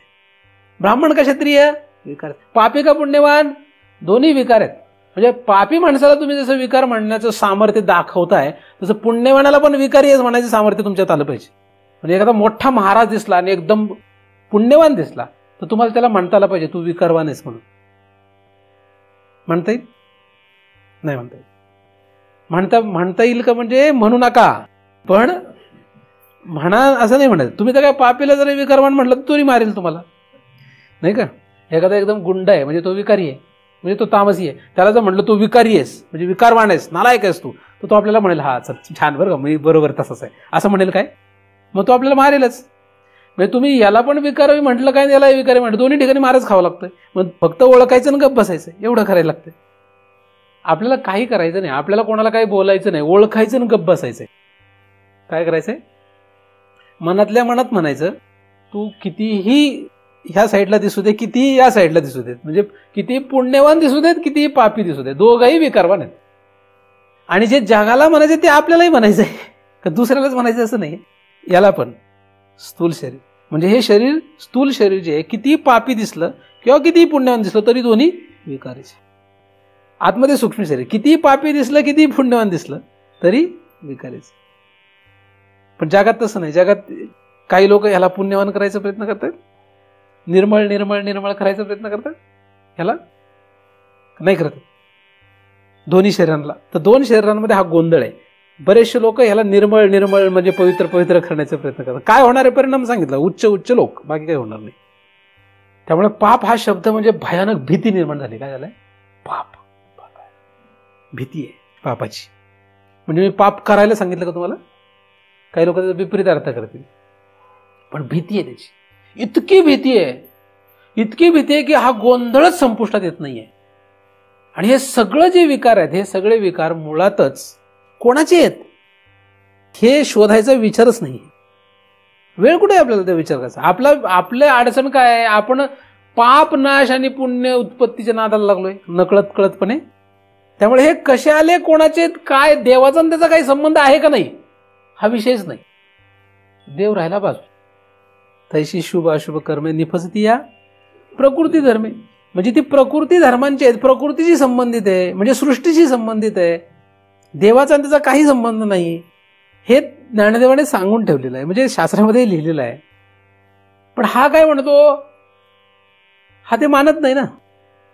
हे कोणाचे ते जाऊ देत, त्याच्याशी त्याला घेणं देणं नाही. त्याला घेणं देणं कशाशी? पाप म्हणजे वाईट, पाप म्हणजे असं, पुण्य म्हणजे तसं, आणि त्याच्यामध्ये मग तशाच क्रिया आणि तसंच विचार आणि तसंच वागणं. बस अख्खं आयुष्य, अख्खे जन्म, अनंत जन्म हे करत बसलोय आपण. मग तशा माणसाला ज्ञानदेवांनी मूर्ख आणि मतिभ्रम झालेला असे शब्द वापरलेत. काय शब्द वापरलेले? दोन त्याला उपमा दिल्यात, मूर्ख आणि मतिभ्रम. तुम्ही जर हे धरून बसले तर तुम्हाला दोन शब्द पक्के ज्ञानदेवांनी दिलेले आहेत. ज्ञानदेवांच्या भाषेमध्ये हे सर्वात मोठे शिवे आहेत. ज्ञानदेवाच्या लिखाणामधल्या सगळ्यात मोठे शिवे आहेत त्या. त्याच्यापेक्षा उत्कृष्ट शिवी ते देऊ शकत नाहीत, है की नाही? तर तैसी शुभाशुभ कर्मे निपजती या प्रकृती धर्मे तया मूर्ख मतिभ्रमे मी करता म्हणे. ऐसा अहंकार दिरूढ एक देशी मूढ तया परमार्थ हा गुढ उकलावा ना. त्याला परमार्थाकडे जाता येणं शक्यच नाहीये, त्याला ते गुढ उकलू शकत नाही. म्हणजे तुम्हाला जर गुढ उकलायचं असेल तर सगळ्यात पहिल्यांदा शुभाशुभ हे दोन्ही विकार ठरवता आले पाहिजे. याचा गैरअर्थ काढून कोणी जर असं म्हणेल की महाराजांनी आम्हाला पाप करायला सांगितलंय किंवा पुण्य बंद करायला सांगितलं, तर ते चुकीचं झालं. मी तुम्हाला पुण्य करा का पाप करा हे काही सांगितलेलं नाहीये. तुम्ही पाप करा का पुण्य करायचं काही सांगत नाहीये. तुम्हाला वाटतंय का पुण्य केल्यानंतर शांत वाटेल, करत बसा. तुम्हाला वाटतं का पाप नाशाने चांगलं वाटेल, करत बसा. मी तसं काही सांगत नाहीये किंवा महाराजांनी तसं काही सांगितलेलं नाही. जर सांगितलेलं असेल तर ते कोणासाठी सांगितलं हा विषय आहे. जो मध्यम आणि कनिष्ठ अशा वर्गामध्ये आहे तर ऐकत नाही म्हणून त्याला ते करायचं आहे. अन्यथा हे गरजेचंच नाही, तो विषय नाही आपला. आपल्याला विषय आहे विकार. विकार दोन्ही आहेत. दोन्ही विकार म्हणजे दोन्ही शरीर हे सृष्टीच्या अंतर्गत. विकार कुठे आहे? विकार सृष्टीमध्ये आहे. म्हणजे विकार कुठे आहे? दोन शरीरामध्ये विकार आहेत. भगवंत त्यापासून निराळा आहे. म्हणजे हे दोन्ही आरोप त्याच्यावर चालत नाहीत, हे प्रकृतीवर चालतात. प्रकृती म्हणजे सृष्टी. ही सगळी काय आपण काय म्हणतो, ह्याला सगळी ही प्रकृती. प्रकृती म्हणजे सृष्टी. तर हे दोन्ही कुठे आहेत? हे धर्म कोणाचे आहेत? हे धर्म तिचे आहेत, म्हणजे सृष्टीचे आहेत. हे धर्म सृष्टीचे आहेत, भगवंताचे नाही. एवढं जरी तुम्ही आयुष्यभर पाळत गेले तर फार मोठं काम होईल. फक्त एवढंच पाळू देत बाबा, त्याच्या पुढं काही नाही. पुढं काही नाही केलं चालेल, तुम्ही एवढंच पाळत जा. काय पाळा? की हे शुभ आणि अशुभ प्रकृतीचे धर्म आहे. भगवंतांचा त्याचा काही संबंध नाही. भगवंताचा त्याचा काही संबंध नाहीये. आता भगवंताचा त्याचा संबंध नाहीये म्हणजेच भगवंत आणि हे वेगळे आहेत. हे काय आहेत? हे वेगळे आहेत. पण जर तुम्ही हे धर्म भगवंतावर आरोप करू लागले तर चालणार नाही. भगवंतावर आरोप का करत होतो? कारण हे जे आपल्याला यांच्या गोंधळात आपण इतके फसलोय की याचा आरोप आपण दुसऱ्यावर करतोय, अधिक स्वतःवरही करतोय. काय होतंय? आपण याचा आरोप दुसऱ्यावरही करतोय आणि स्वतःवरही करतोय. आणि म्हणून हे दोन आपले धर्मच नाहीये, ते प्रकृतीचे. हे पण लक्षात येणं, भगवंत जो आहे तो बाजूलाच आहे, आपण खरे जो आहोत तेही बाजूलाच आहे. झालंय काय की या दोघांच्या गोंधळामध्ये, या दोघांच्या विल्हेवाट लावण्यामध्ये आपण इतके गुंतलोय की आपण नक्की काय आहोत हे आपल्याला कळेना, आणि देव काय हे आपल्याला कळेना. म्हणजे देव आणि आपण हे दोघंही बाजूला पडलोय आणि ह्या प्रकृतीच्याच धर्मांना चिटकून आपण ते सगळं ओझं आपल्या डोक्यावर घेऊन नाचू लागलो. झालं का? कशामुळे झालंय सगळं? आता हे सगळं बंद करावं लागेल कधीतरी, आज नाही तर उद्या, या जन्मी नाही तर पुढील कधीतरी जन्मी हे बंद करावं लागेल. देवाचेही धर्म नाही ना आपलेही धर्म नाहीत. ते हा विकार जे आहे हे देवाचाही नाही आणि आपलाही नाही. पण मग आता परिस्थिती अशी आहे की ते आपले वाटतायत. मग आपले वाटतायत, मग ते आपले वाटतायत तर दुसऱ्यालाही आपण ते लादतोय. मग त्याच्यामध्ये आपण कोणालाच सोडत नाही, महाराजांनाही सोडणार नाही आणि देवालाही सोडणार नाही. म्हणून हे सगळे आरोप आपण देवावर करतो. मग विधी विवर्जिता आचारू, अचरणाचरणू, अचक्षु चक्षु, कितीतरी असे शब्द आहेत पुढे, बऱ्याच उभे आहेत. जे माझ्यात नाही ते सगळं माझ्यावर तो आरोपतो. काय करतो? अचरणाचरणू म्हणजे मला चरण नाही, हा म्हणतो चरण आहे. अचक्षु आहे तो चक्षु आहे म्हणतो. हा, अरूप आहे तर रूपवण समजतो, अनाम आहे तर नाम समजतो, अजाती आहे तर जातीवान समजतो. म्हणजे सगळे विकार त्याच्यावर आरोपतो. कोणावर? देवावर. आणि हा किती मोठा गुन्हा आहे हे कळत नाहीये. तुम्ही ना 100 ब्राह्मणांची हत्या केली तरी एवढं पाप लागणार नाही, त्याच्या कित्येक जास्त पट हे देवावर हे असे आरोप करण्याचे आपल्याला अपराध भोगावा लागतो. म्हणजे हे आपल्याला लक्षात नाही येते, अनंत जन्मापासून करत आलो आपण. म्हणजे त्या देवाचे हे कुठलेही गुणधर्म नसताना, देवाचे ते धर्मच नाही, देवाचा तो स्वभाव नाही, देवाचा तो विकारच नाही, देवात तो विकारच नाही, हे विकार आहेत सगळे. चरण, हस्त, पाय, नेत्र हे सगळे देवाचे, देवावर केलेले आरोप आहेत. मग तुम्ही म्हणाल साधू संतांनीच ते आरोप करून केलेले आहेत. साधू संतांनी पण केलेले दिसतात ना आरोप, हे की नाही? का नाही दिसत आहे? साधू संतांनी त्याला कमल नयन असं म्हटलंय का नाही म्हटलेलं? देवाचं वर्णन करताना कमल नयनम असं म्हटलं ना. म्हणजे आपण त्याला प्रश्न पडतो, म्हणजे आपला गोंधळ उडालाच शेवटी परत, आहे की नाही? ते का म्हटलेलं आहे ह्याचा मात्र विचार कोणी करत नाही. शास्त्रामध्ये जगाचे विकार हे जेव्हा भगवंतावर आरोपित धरून काहीतरी सांगण्यात येतं, तेव्हा त्या सांगण्यामध्ये साधू संतांचा किंवा श्रुती मातेचा प्रमुख उद्देश काय हे लक्षात घेत नाही कोणी. त्यासाठी गौणी वृत्ती आणि मुख्य वृत्तीचा अभ्यास करावा लागतो, शास्त्रामध्ये सांगण्यात आलेला आहे. म्हणजे त्याच्यातला खरा अर्थ काय हे लक्षात घ्यायला लागतं आणि गौण अर्थ काय हे लक्षात घ्यावं लागतं. ते सांगणं हे कशासाठी हे लक्षात घ्यावं लागतं. एवढं नाही कळलं तरी अधिकार भेदानुसार ते सांगितलं एवढं तरी लक्षात घ्यावं लागतं. नाही कळलं गौणी वृत्ती मुख्य वृत्ती तरी सुद्धा काय लक्षात घ्यावं लागतं की ते अधिकार भेदानुसार त्या जीवाचा अधिकार काय आहे त्यानुसार ते सांगितलेलं आहे. मध्यम आणि कनिष्ठ अधिकार असल्यामुळे त्या लोकांना तशा पद्धतीने सांगण्यात आलेलं आहे. भगवंत जो आहे किंवा ब्रह्म जे आहे या ब्रह्मामध्ये कुठलाच विकार नाही असा इथं अभ्यास आहे. त्याच्यामुळे या श्लोकाच्या या दुसऱ्या चरणाचा जर विचार आपल्याला करायचा ठरला, अर्थात ते फल म्हणून सांगितलंय, पण आपण तरी सुद्धा दुसऱ्या बाजूने विचार करतोय की जर त्याचा आपण खरंच विचार केला तर कुठलाही विकार भगवंतामध्ये नाही, तो सृष्टीमध्ये आहे, म्हणजे प्रकृतीमध्ये आहे, हे आपल्याला मान्य करावं लागतं. मग प्रकृतीमध्ये आहे, मग जवळी संघ प्रकृतीचा, जिथपर्यंत प्रकृतीचा संघ आहे तिथपर्यंत त्याचं कर्म, त्याचा तो कर्ता, त्याचा तो भोगता हे होईलच. पण आता हे कसं आहे, हे फक्त खेळ राहील, ती जीवनमुक्ती लागते, तो खेळ होऊन जातो. कारण की ते प्रकृतीचं हे कळलेलं आहे आणि त्यानंतर सुरू हे कळतंय. आलं लक्षात? म्हणजे प्रकृतीच्या संबंधाने होतंय, प्रकृतीत विकार आहेत, भगवंतात विकार नाहीत, मी भगवंत स्वरूप आहे, हे जर लक्षात आलं पुढे तर माझ्यात विकार नाही हे लक्षात येईल. म्हणजे मला कुठल्याही प्रकारचा विकार नाही. माझ्यात जर विकारच नाहीये कुठला तर मला नरकाला जाण्याचा प्रश्न नाही, मला स्वर्गाला जाण्याचा प्रश्न नाही. जो स्वर्गाला विकार समजत नाही, नरकाला विकार समजतो, त्याने प्रयत्न केला तो स्वर्गाला जातो, तो नरकाला जात नाही. ज्याला हे कळत नाही त्याच्याकडून जर पाप घडलं तर तो नरकाला जातो. ज्याला हे कळत नाही पण त्याच्याकडून पुण्य घडलं तर तो स्वर्गाला जातो. आता हे ज्याने कळून घेतलं की हे विकार आपल्यामध्येच नाहीच, तर त्याला नरकालाही जाण्याचा प्रश्न नाही, स्वर्गालाही जाण्याचा प्रश्न नाही. म्हणून स्वर्ग नरक या दोन्ही वाटांपासून तो बाजला जातो. स्वर्ग नरक या दोन्ही वाटांपासून बाजला गेल्यानंतर तिसरी वाट कुठली आहे? मग तिसरी वाट जी आहे ती भगवंताची वाट आहे. ते त्याच वाटेने भगवंताकडे जाता येतं. भगवंताकडे जाण्यासाठी दुसरी कुठली वाट नाही. स्वर्ग नरक सोडून जी वाट आहे ती आहे भगवंताची वाट. आणि ती आपल्याला जर गाठायची असेल तर विकार हा सृष्टीमध्ये आहे, म्हणजे प्रकृतीत आहे, हे लक्षात घेतलं पाहिजे. प्रकृती म्हणजे काय? प्रकृती दुसरी तिसरं काहीच नाही आहे. आता सध्या प्रकृती म्हणजे काय, भगवंत म्हणजे काय माहित नाही, पण प्रकृती म्हणजे काय हे माहित आहे. प्रकृती समजायला सोपी आहे, कारण प्रकृतीत आपण जगतोय म्हणून. भगवंत समजायला अवघड आहे. भगवंत किंवा आपलं खरं स्वरूप समजायला थोडंसं नंतरचा भाग आहे, पण सध्या आपल्याला माहितीतला भाग काय? प्रकृती हा आपल्याला माहितीतला भाग आहे. प्रकृतीमध्ये प्रामुख्याने आपल्याला लगेच लक्षात येणार का नाही? स्थूल शरीर, सूक्ष्म शरीर. स्थूल शरीर, सूक्ष्म शरीर लक्षात येतं.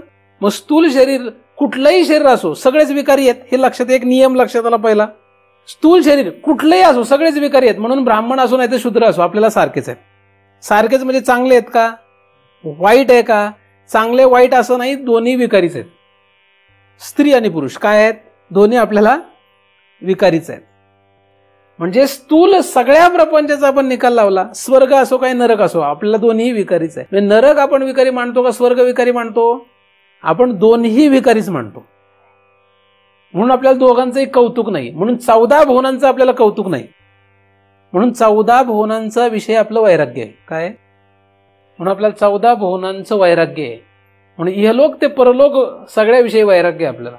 वैराग्य म्हणजे आलं पाहिजे. तुम्ही जर म्हटलं नाही स्वर्गाला जायचंय म्हणजे वैराग्य केलं, तर वैराग्य कसं आहे? 14 भुवनांशी आपल्याला काही घेणं नाही, कारण 14 भुवन विकारात येतात. बरोबर आहे. मृत्यूलोक पण त्याच्यात आला. म्हणून पुन्हा कोणाच्या पोटाला जन्माला यायचं जर म्हटलं तर मृत्यूलोकात. म्हणून आजा जन्माला आला, पंचा जन्माला आला असं आपल्याला कोणाच्या पोटाला जायचं नाही. त्यामुळे तो विषय आपला संपला. स्थूल शरीर. सूक्ष्म शरीर जे आहे म्हणजे आतमध्ये सगळं जे आहे, काम, क्रोध, लोभ, मोह, मद, मत्सर, प्रेम, दया, करुणा, काय तुम्हाला वाटेल नसेल तेवढं सगळा विकार, हे सगळे विकार आहे. हे सगळे विकार जे आहेत हे सगळेच विकार आहेत. बरोबर आहे. ते सगळेच विकार आहेत. त्यामध्ये चांगलं वाईट काय? चांगलं वाईट दोन्ही पण विकार आहे. सुख दुःख विकार आहे, पाप पुण्य विकार आहे, धर्म अधर्म विकार आहे. जेवढं काय निर्माण होतं सगळंच विकार आहे. मग कशाला पाळायचंय आणि कशाला टाळायचंय? काय पाळायचं आणि काय टाळायचंय? त्यातलं तुमच्या आतमध्ये निर्माण होणाऱ्या ह्या असंख्य विकारातलं काय पाळायचंय आणि काय टाळायचंय? काही पाळायचं नाही आणि काही टाळायचं नाही. आपल्याला जे आले ते आले, जे गेले ते गेले. त्यातल्या त्यात तुम्हाला जर नाही सहन होत, माझं बोलणं जरा अवघड आहे, त्याच्यामुळे सहन नाही होत, तर तुम्ही त्यातल्या त्यात चांगलं चांगलं तुम्हाला वाटतं ते पाळत बसा. काय त्याने तुम्हाला शांतता वाटेल, अभ्यास करा त्या काळात. शांत जेव्हा तुम्ही व्हाल की नाही, कारण चांगलं चांगलं पाळलं की शांत व्हाल, शांत झालं की अभ्यास कराल, अभ्यास केल्यानंतर हा अभ्यास करा मग, आणि पुढे जाऊन मग लक्षात येईल चांगलं काय आणि वाईट काय दोन्ही विकारच आहे. काय हरकत नाही. मग थोडा मध्यम अधिकार असल्यामुळे त्याला काही करू शकत नाही. पण कधीतरी पुढे ह्या निर्णयावर यावंच लागेल की चांगलं काय आणि वाईट काय, जे काय आलं ते विकारच आहे. अंतःकरणातून निघणारं सगळं काय, जे बाहेर पडतं ते सगळं विकार आहे. जसं या अंतःकरणातून निघणाऱ्या धर्म अधर्मामुळे निर्माण होणारा शरीर इंद्रिय संघात हा सगळाच विकारवान आहे. मग तो देवादिकांचं शरीर असलं तरी सुद्धा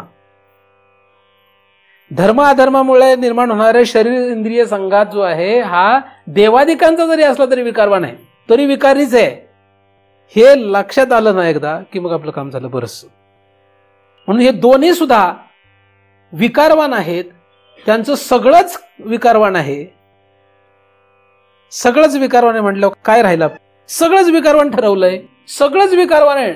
मग तुम्ही म्हणाला मग भगवंत हे आधी विकारवान आहे, लक्षात घ्या पहिलं, मग आपल्याला दुसरं शोधता येईल. हे दोन्ही विकारवान आहे हे पहिल्यांदा लक्षात घेतलं. जितकं तुम्ही लक्षात घ्याल तितके तुम्ही खरं शांत आणि स्थिर होत जाल. जो मनुष्य अंतःकरणामध्ये असलेल्या चांगल्या चांगल्या गोष्टींना वृद्धिंगत करण्याचा प्रयत्न करतो, वाईट गोष्टींना खाली दाबण्याचा प्रयत्न करतो, तो कधीही शांत स्थिर होऊ शकत नाही. तो दिसतो शांत स्थिर झाला तरी स्वर्गाला जातो, स्वर्गाला गेल्यानंतर तिथे तेवढा ते शांततेचा भोग घेतो. पुन्हा त्याचा क्षय झाला की पुन्हा नरकाला येऊन अत्यंत नीच शरीरामध्ये त्याची गती होती आणि पुन्हा त्याला मध्ये दुःख भोगावं लागतं. बरोबर का? असंच होतं. म्हणजे आज जरी तो स्वर्गामध्ये एखादा देव असला तरी उद्या किडा मोकडा होतो आणि अत्यंत दुःखाला कारण होतं. म्हणजे त्याची गती तशीच होते. त्यामुळे त्याच्यामध्ये काही कौतुक करण्यासारखं नाही. उलट तुम्ही हे दोन्ही विकार हे लक्षात घेतले आणि त्याच्यावर लक्ष दिलं, तुम्ही शांत आणि स्थिर होऊन झाला. म्हणजे तुम्हाला सुख आलं तरी तुम्ही शांत आणि दुःख आलं तरी शांत राहाल. किती मोठं दुःख आलं तरी तुम्ही आतमध्ये शांत स्थिर असाल आणि किती मोठं सुख आलं तरी शांत आणि स्थिर असाल. हे आपमत होईल. किंवा जगाला दिसायला जरी तुम्ही अशांत दिसले किंवा शांत दिसले तरी त्या अशांत आणि शांत, सुख आणि दुःख याच्या पलीकडे तुम्ही असाल. म्हणजे त्याच्या पलीकडे तुम्हाला जाता येईल. एकदा का त्या पलीकडे जाता आलं की मग पुढे बघू अजून कोण विकार आहे काय. पण या दोन विकारांचं, दोन देहांना विकार ठरवता आलं पाहिजे. या दोन देहांना विकार ठरवता आलं की आपलं बरंचसं काम झालंय. आपण काय करतोय, थोडा उलटा विचार करतोय. ते म्हणजे आवरण घालवण्याच्या ऐवजी काय करतोय, यांना पहिल्यांदा विकारी ठरवून टाकलंय. म्हणजे दोन प्रपंच विकारवान आहेत, त्याच्यातलं कोणालाही वजा करायचं, कोणाला सोडायचं. मग तुम्ही परत म्हणायचं नाही की महाराज आम्ही फार प्रेमळ आहे म्हणजे फार चांगले आहेत. तुम्ही प्रेमळ असले तरी काय आहात, विकारवान. परत म्हणायचं नाही आम्ही पुण्यवान आहे. पुण्यवान म्हटलं तरी महाराज काय म्हणणार, मग काही विकारवानच आहे, त्यात काय नवल काय. म्हणजे या दोन प्रपंचाचं कौतुकच नाही आपल्याला. म्हणजे किती मोठं काम झालंय का नाही झालं. दोन प्रपंचावरचं आपलं लक्षच गेलं ना. मग या दोन प्रपंचात जगणार आहे का नाही, हो जगणारच आहे, ते होणारच आहे. आपण त्याच्यात काही विशेष नाही, त्याच्यावर लक्ष देत नाही. आपण रस्त्याने चाललो, किती गाड्या येतात, किती गाड्या येतात, आपण लक्ष देतो काय. आपण फक्त आपल्या चालण्यावर लक्ष असतं. आपण नीट चालतो आणि आपल्या समोर येणारी गाडी जी आहे तिच्यावर फक्त आपण लक्ष देतो. ती गाडी आपल्याला धडकल का नाही, आपण त्या गाडीला धडकू का नाही, एवढंच लक्ष देतो. का सगळ्या गाड्यांवर लक्ष ठेवत बसतोय. किती येतात आणि किती जातात, आपण आपल्या कामात असतो का नाही, बरोबर का नाही. तसंच आपलं जे काम आहे, आपल्याला पुढे कारण ध्येय आहे, कारण ध्येयाशी संबंधित पुढे अभ्यास आहे, महाकरण ध्येय आहे, तो अभ्यास आहे पुढे आपल्याला. तर तिकडे लक्ष द्या. तिकडे लक्ष दिलं की ह्या दोन देहामध्ये काय व्हायचं ते होऊ देत ना. काय व्हायचं ते होऊ देत. अवघड आहे पण शक्य आहे, अशक्य नाही. दोन देहांचं काही होऊ देत, दोन देहाशी संबंधित असलेल्या जगाचं काही होऊ देत. आता दोन देहाचं काही होऊ देत म्हटल्यानंतर दोन देहाशी संबंधित असलेल्या जगाचं काय होऊ देत, काही होऊ देत. काय होणार आहे, चांगलं होईल, वाईट होईल, सुख मिळेल, दुःख मिळेल. म्हणून या दोन देह आणि दोन देहाच्या संबंधाने आपल्याला सुख भोगायला लागो का दुःख भोगायला लागो, त्याने काय फरक पडणार आहे. आणि तसंही आपल्याला काय, किती आपण परमार्थ केला, किती साधना केली तरी सुद्धा तसंही सुख दुःख येतच ना. मग त्याच्याऐवजी यांच्याकडे लक्ष न देता पुढे लक्ष दिल्याने इकडे सुख दुःख आलं तर आलं, गेलं तर गेलं. म्हणून कधी आपल्याला अंबारीत बसायला मिळू दे, नाही तर कधी पाय चालायला मिळू दे. म्हणजे कधी गाडीत बसायला मिळो किंवा कधी चालत चालायला मिळो, त्याच्यावर एवढं काय.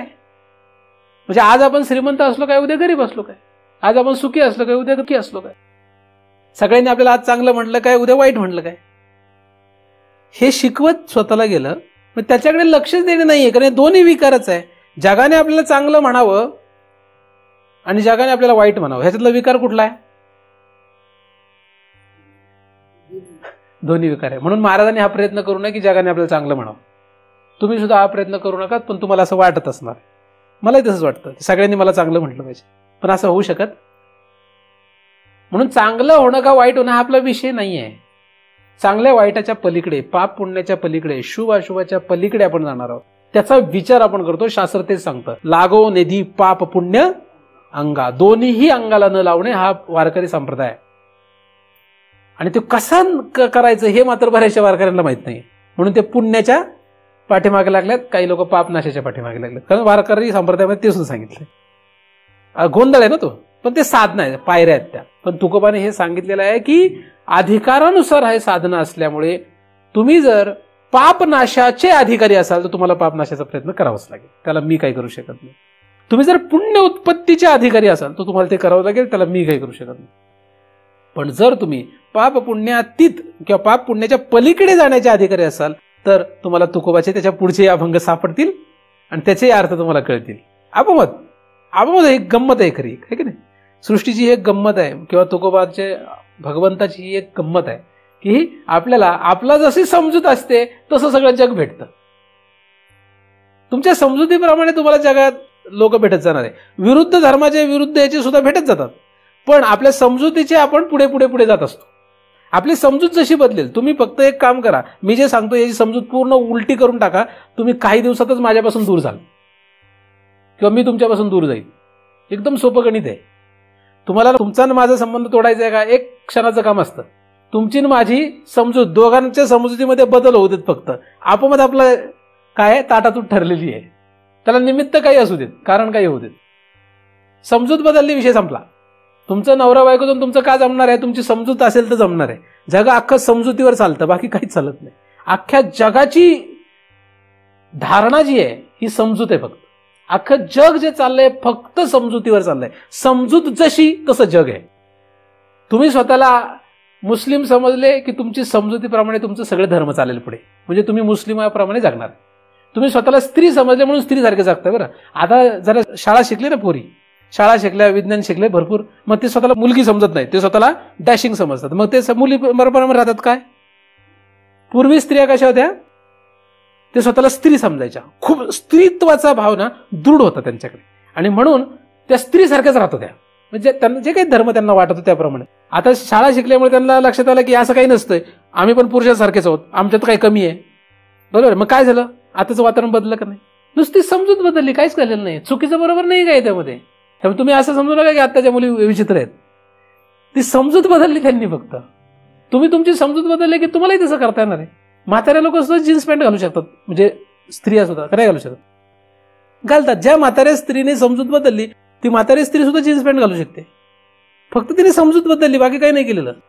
आणि ज्या तरण्या स्त्रीला सुद्धा समजूत ती बदलता नाही आली, तशा प्रकारची करता आली, ती जीन्स पॅन्ट विचार नाही करू शकत का? करू शकते, विचारच नाही करू शकत. कारण म्हणजे सगळ्या स्त्रियांनी जीन्स पॅन्ट घाला असं मी नाही सांगत आहे. मी फक्त समजुतीचा खेळ सांगतोय. काय फक्त समजुतीप्रमाणे अख्खं जग चालतं. तुम्ही समजले ही माझी बायको आहे म्हणून तुमचा प्रपंच चाललाय. ज्या दिवशी तुम्हाला लक्षात येईल ही तुमची बायको नाही, तुमचा संसार संपला. मग ते कोर्टाने सिद्ध करू दे, म्हणजे डिवोर्स होऊन, किंवा यमदूत येऊ देत आणि त्यांनी तुम्हाला घेऊन जाऊ देत, सांगू दे तुझी बायको नाही म्हणून, किंवा तुम्ही अभ्यास करून तुम्हाला कळू देत की आपली बायको नाही म्हणून. कुठल्याही कारणाने तुमची समजूत एकदा का बदलली, तो विषय संपलेला आहे. जगातला कुठलाही व्यवहार फक्त समजुतीवर चालतो. तुम्ही समजले हे महाराज आपले मार्गदर्शक आहेत, गुरु आहेत, म्हणून तुम्ही इथे आले. ज्या दिवशी तुमची समजूत बदलेल, हा महाराज बोगस आहे, हे चुकीचं आहे, विचित्र आहे, त्या दिवशी तुम्ही महाराजांकडे येऊ शकत अजिबात येऊ शकत नाही. समजुतीवर हा सुद्धा खेळ आहे. सगळं चाललंय कशावर? समजुतीवर. मग अशी समजूत पाहिजे की ज्या समजुतीने आपल्याला विकाररहित भगवंत प्राप्त व्हावा. अशी समजूत निर्माण करा, बस, बाकी काहीच करायचं. आपला परमार्थ काय? म्हणून गुरुजींचं एक वाक्य आहे की समजूत काढणे याचं नाव परमार्थ. परमार्थ म्हणजे काय? परमार्थ म्हणजे फक्त समजूत काढायची, बाकी काही नाही करायचं. बागुलबुवा नाही एवढी फक्त समजूत काढायला लागते लेकराची, बाकी दुसरं काही सांगावं लागत नाही त्याला. बागुलबुवाला मारता नाही. तसं भगवंतात विकार नाही एवढी समजूत काढणे हेच आवरण नाश आहे. म्हणजे आवरण नाश म्हणजे हा फार मोठा काही मोठा खेळ नाही बरं, पण तो खेळ तो अवघड का झालाय? कारण चुकीच्या पद्धतीने त्याचा मांडणी असल्यासारखी झाली आहे. कारण कशाने काय होतं हे कळेना म्हणून गोंधळवाला आहे. तर समजूत बदला, परमार्थ संपेल. तर दोन शरीर, या दोन शरीर आणि दोन प्रपंचाला विकारी ठरवा. म्हणून महाराजांचं हे शरीर कसं असणार आहे? पापी असणार का पुण्यवान असणार आहे? हे शरीर माझं, आता महाराज आहे पण सृष्टीच्या अंतर्गत दिसतं नाही शरीर, हे शरीर पापी असेल का पुण्यवान असेल? सांगा कसं असेल? या शरीराकडून होणाऱ्या क्रिया पाप किंवा पुण्य असतील, काय असतील? पापरूप पुण्यरूप काय असतील? काय अपेक्षित तुम्हाला? शरीर आणि शरीराकडून होणारी क्रिया, ते सूक्ष्म शरीरावर पण अवलंबून आहे, आतमध्ये संबंध आहे त्याचा. तर याच्याकडून होणारी क्रिया पापरूप का पुण्यरूप, काय तुम्हाला अपेक्षित आहे? शेवटचा प्रश्न आहे, मग कार्यक्रम संपला आपला. काय अपेक्षित आहे? म्हणजे महाराज म्हटले की सगळा हा नियम सगळ्यांना आहे, पण तुम्ही आता महाराजांकडे जरा जास्त आपलं अट्रॅक्शन असतं म्हणून कसं असेल? पापरूप का पुण्यरूप, काय पाहिजे? जी तुमची समजूत असेल तिकडे तुम्ही जाणार आहे. जे काही चिंतन झालं ते परमपूज्य सद्गुरू अनाप महाराज यांच्या चरणी अर्पण करतो आणि इथेच